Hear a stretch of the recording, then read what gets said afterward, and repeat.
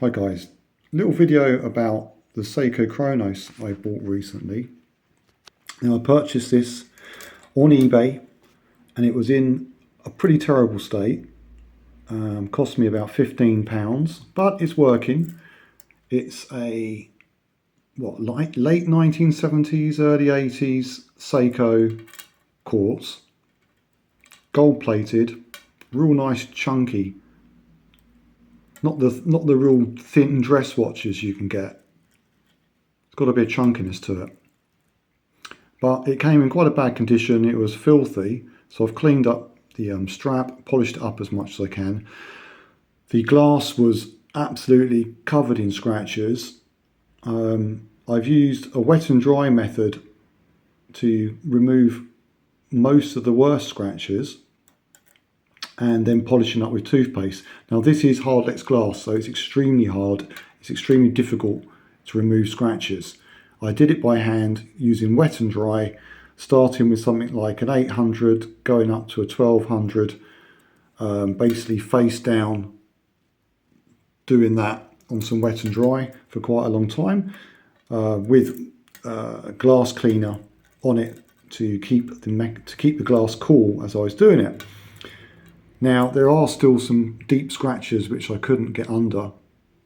After I'd done it, it was a little bit cloudy. I polished it up as good as I could, but I've recently bought and found out about some of this nanotechnology, invisible protection nano liquid. It's a clear liquid that's meant to have nanotechnology in.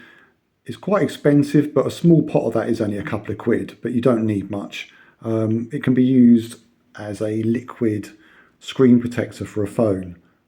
I thought maybe it will improve the look of the crystal on the glass, because I noticed when you wet the glass it looked great, and then once it dries it would cloud back over again. So my theory was, if I can put like a clear coating or something on there, that would make it look better all the time, and that's what I've done. Dropped a few drops of that on, left it overnight to cure. It self levels, so you put a few drops on, it self levels, and now it's much clearer. I mean, it's not perfect, but it's much clearer. But when you tilt it, you can still see there is some surface scratch in there, but from most angles it's looking pretty good. I'm quite happy with that. It's a smart looking watch. I'll show you what it looks like on my wrist.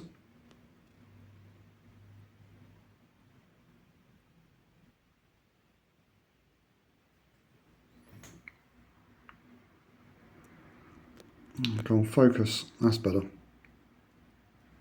There's quite a bit of wear and tear to the gold plating, which is quite a nice patina actually. I don't mind that.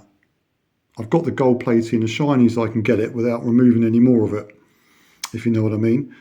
But it's quite nice and bright. And the reason I quite like these square retro 80s, 70s looking watches is years ago, one of my first jobs when I was about 19, I worked in Ratner's. I was a trainee manager, and we sold a lot of very cheap watches and jewellery. Ratner's is a very famous brand. Gerald Ratner famously brought down his company by having a speech and saying that items were crap. It's a very famous speech, look it up. And I was there just before all that happened. I left the company before that happened. When I was there, everything was very busy. We were on top of the world basically as a jewellers. And I was selling lots of watches, and there was a competition, kind of not say a competition, but every time you sold a Seiko, you earned points. And if you had enough points, you could then exchange that for a watch. And the top watch was a Seiko, gold plated. It was a dress watch, it was slimmer than this. And believe me, anyone who came into the jewellers for a watch walked out with a Seiko. Because Seikos were easy to sell. They were a lot better than the other watches that were there at the time, which was Seconda and Accurist, and this type of thing. We did Raymond Vale, was it Raymond Vale? But they were very dressy looking, not to everyone's taste. Good watches, but the Seiko made some great watches. So anyone who came in for a watch, they left with a Seiko. And I racked up these points, and I got this lovely gold Seiko watch, which I treasured for many years. But that was a long time ago. But when I saw this for sale, it rekindled some of those memories, and I thought, I've got to have that. And I was very lucky. I think I paid about £16 for this, which is very, very good. And now I've got it looking a lot better. It's got a dual date, so we've got the I think it's a Japanese letter in there. But when you turn that, it also goes to English. So it either stays on English or Japanese, but I quite like the Japanese day. It's quite cool. I love this side of it, which kind of looks like a gold ingot. Reminds me of a gold ingot shape. And it's got a very nice chunky crown. And it's a screw down crown. And this has got 100 meters water, I think it's 100 meter water resistant. I'm not sure if I would trust it now to go in the water. So of its time, it was a decent watch with decent water resistant qualities. And it's got a good quartz movement in it. And I think it still looks pretty smart. I'm not that big a fan of gold watches. I usually wear stainless steel. But it's summer, I've got a little bit of a tan, and the gold watch doesn't look too bad. But once I become pale in the winter, it won't look so good. Also, there is one slight issue. I've got a zinc, is it zinc? Nickel, I always forget what it is, nickel allergy. Now, there's no nickel in the gold plating, and the underside of this watch is stainless steel. There's no gold plating on the underside, and the back of the watch is stainless steel.